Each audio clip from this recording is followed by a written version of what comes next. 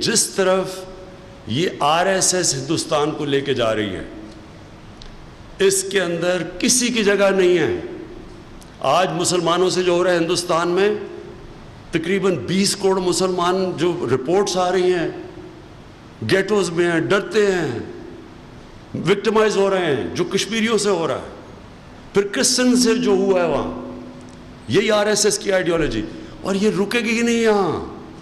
یہ اگر اس کے اوپر روکا نہ گیا، یہ دالت کو بھی تنگ کرے گی، یہ سکھ مذہب کے اوپر بھی جائے گی، کیونکہ یہ ٹوٹیلیٹیرین آئیڈیالوجی ہے کہ سوائے ان کے کوئی اور نہیں ہے۔ یہ ریسسٹ آئیڈیالوجی ہے جو RSS کے جو فاؤنڈنگ فادرز تھے، گوالکر، گلواکر اور ایک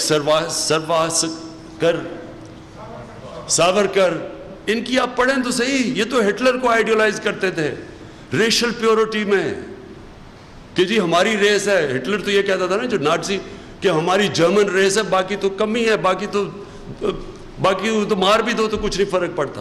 purity of the race believe کرتے تھے۔